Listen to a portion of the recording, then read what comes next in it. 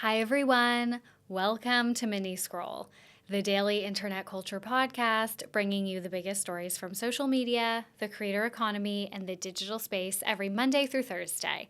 I'm your host, Lauren Meisner, the founder of the youth digital media brand, Centennial World.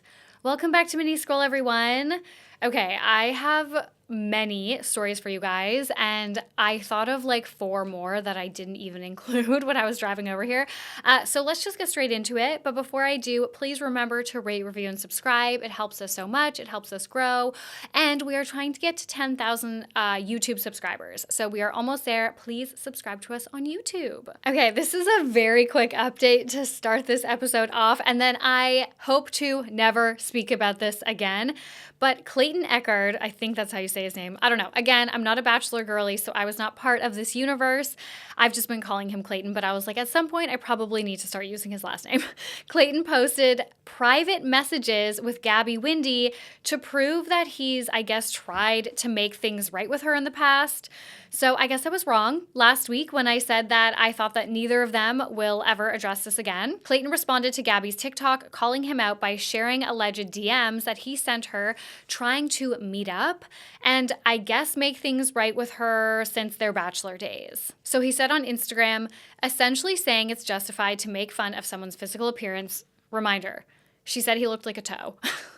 To attack a passion of theirs that's changed their life if they hurt you in the past. So you're teaching your audience to be vengeful, to not forgive. And I don't agree with that. You have every right to be upset with me and what I did on the show. I've done everything in my power to apologize. I've taken accountability time and time again. I've reached out multiple times and extended the olive branch, and you want nothing to do with me.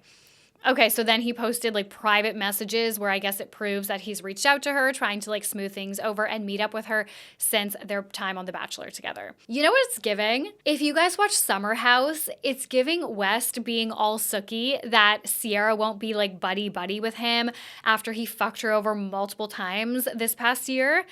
It's like West doesn't know how to act or feel when he's not beloved by everyone that he's around. And it totally changes his demeanor. It totally changes his personality. And like that is what Clayton is giving in this scenario. He's throwing now he's throwing like a hissy fit that she won't back down and apologize for like hurting his feelings. I think he really thought his initial video being like, dance is my passion.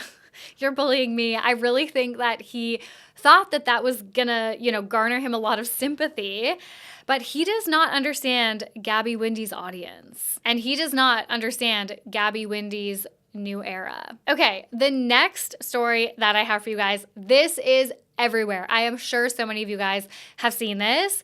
But one former au pair's story is going viral on TikTok after she documented herself sneaking out of her host family's house in the middle of the night to fly home. So creator Ella Catherine is going viral, like proper viral, 40 million views viral, after she moved to Italy to be an au pair for a family and documented herself escaping in the middle of the night to fly back to the US less than a week later. Gosh, I'm literally shaking. That was the scariest thing ever. I couldn't figure out how to get past the gate, but I got it.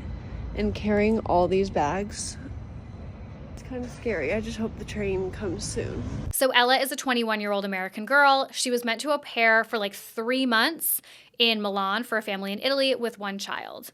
She said she met them on a free au pair website, not through an agency, but she knows that lots of people use that site. The host mom reached out to her and they FaceTimed twice, and then within 2 weeks, she was on a flight. Ella has since posted a few videos explaining how and why she decided to leave.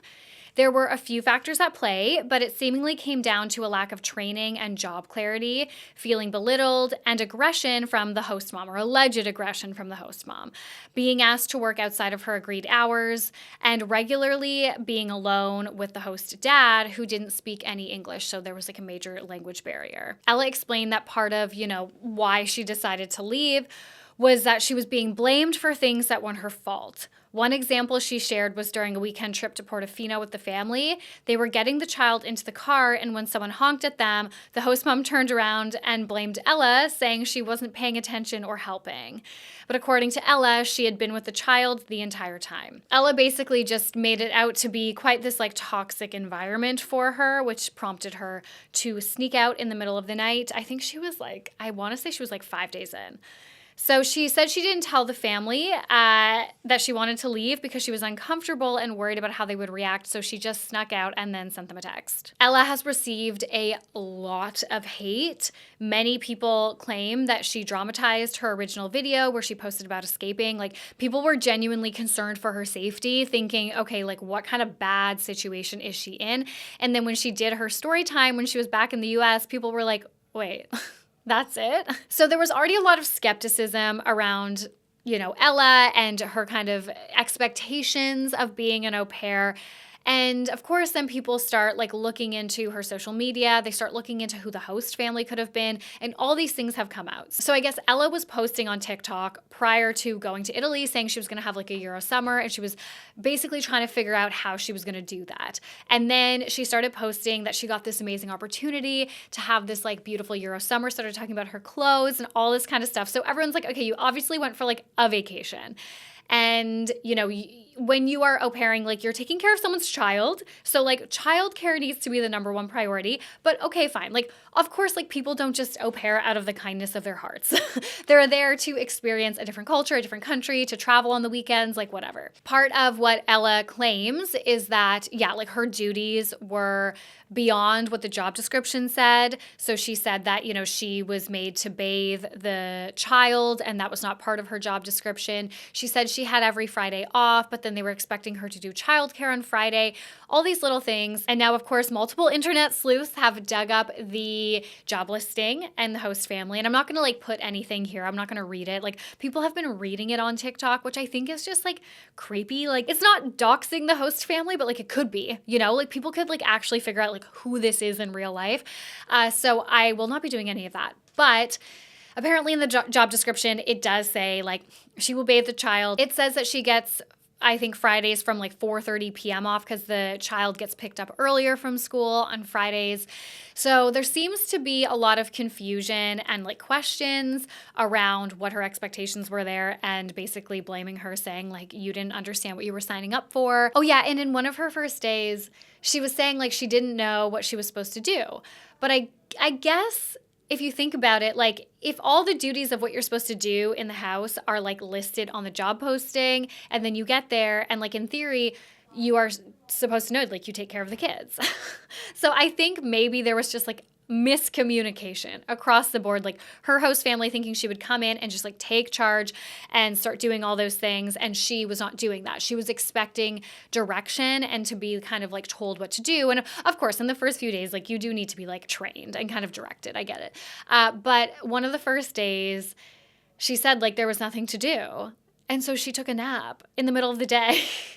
And then the host mom was like, hello, what are you doing? Basically like texted her, and she was like, oh, I'm taking a nap.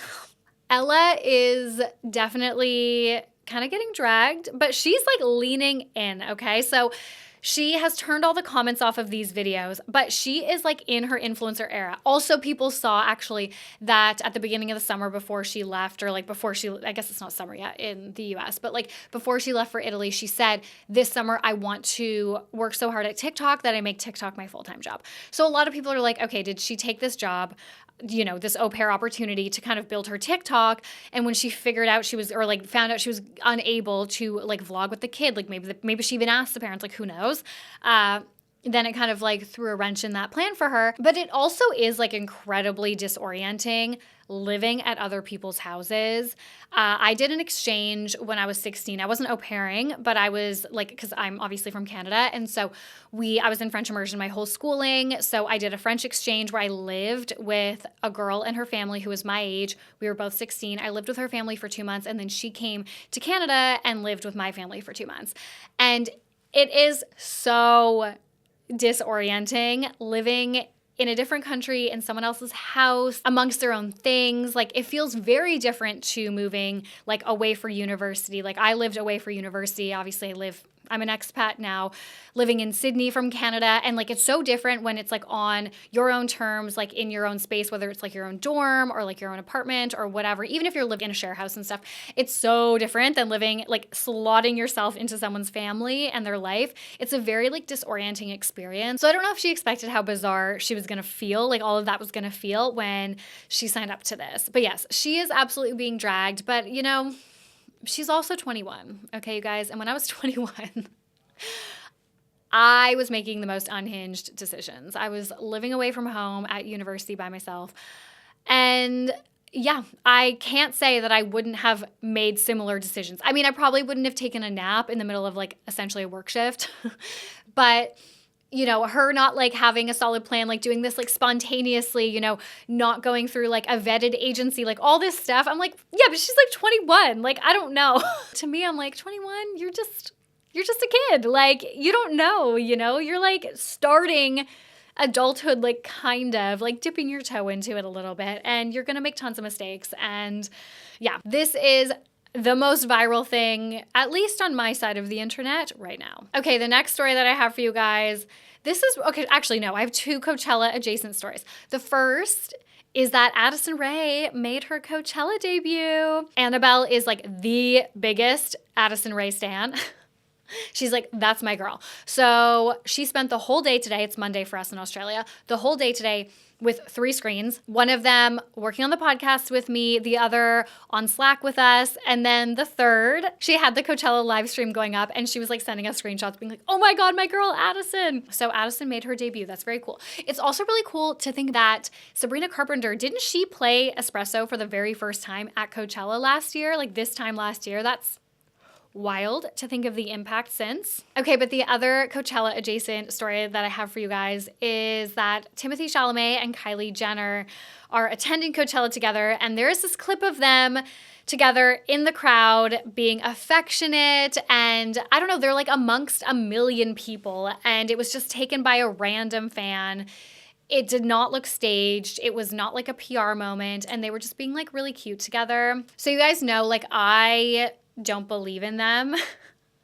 I don't believe that they exist in the same universe, but this clip really is the first time where I've seen like actual chemistry from them, and it was really cute. So I've decided I will buy in. I'm gonna stop being a Timothee Chalamet and Kylie Jenner denier for the time being, and I will subscribe to their love story. The next story that I have for you guys, I don't really know what else to say about this, but it's something that you need to get across, and I'm sure a lot of you guys are. But TikTok is being flooded with Chinese manufacturers sharing how they make luxury goods. So in the wake of the US tariffs, Chinese manufacturing companies are spilling the tea on TikTok about the process and actual pricing of making luxury items, and encouraging consumers to buy direct from the source now instead of through brands. At Hermes boutique will cost you 38,000 USD. But what is the real cost out of the factory? Today, I'm going to break it down in front of you step by step. So it's just an endless stream of these manufacturers sharing the pricing and kind of like how you can get in touch with them and how you can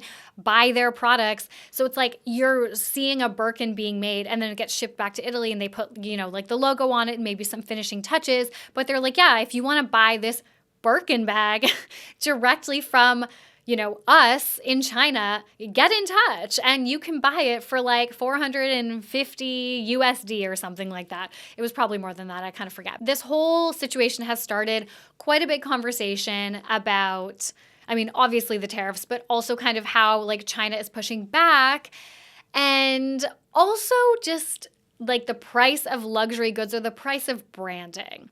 Because at the end of the day, sure, you could buy a Birkin bag directly from the manufacturer, but it wouldn't have the Hermes branding on it. So then is it a Birkin bag, you know? And like, what's the point? Isn't the point of buying something that is so expensive so that people know that you have something that's so expensive, you know, so that they know that you're part of this like elite club? Like, isn't that kind of the point? Yeah, I guess the power of marketing and branding. And it's really interesting to see the pushback. Okay, and the last story that I have for you guys is that Katy Perry is going to space. So Katy Perry is one of 6 women who are heading to space, courtesy of Blue Origin, which is a private spaceflight company owned by the devil himself, Jeff Bezos. For context, the flight is thought to cost hundreds of thousands of dollars, but it's not known exactly how much. It is also presumed that the celebrities who are heading to space paid for it themselves. This flight has been billed as a historic event because it is the first female-only crew since 1963. But online, people aren't taking it as seriously. On Twitter, many people have been sharing memes about the flight, with update accounts like Popbase and Popcrave counting down until she leaves. Nevertheless, the flight will allegedly last around 10 minutes total. This is just so stupid. Rich people need to stop going to space. Do you remember when rich people used to donate like buildings? They would build libraries, they would build hospitals, they would build education, they would fund the arts. Like, stop going to fucking space. For what? Also, if I was an astronaut, I would be so deeply offended that all of these rich people can just like pay for a ticket on my life's work, basically. You know, like these people are like elite physicists and they are in elite physical condition and they are like training their whole lives. It is so incredibly difficult to become an astronaut, to like actually go to space and do the work. And now all these rich people just get to go. I'm interested in staying on the ground. If I had that much money, I would literally never go to space. Like, that would be the last thing that I would care about. Who cares? I guess when you have that much money, you're just like, what else is there? Like, how else will I get a thrill? You know, what else am I chasing? So I guess Katy Perry is about to get 10 minutes of thrill. Anyways, guys, that's it for Mini Scroll today. Thank you so much for listening. I love you guys. Please rate, review, and subscribe. Please subscribe to us on YouTube. We're trying to get to 10,000 subscribers.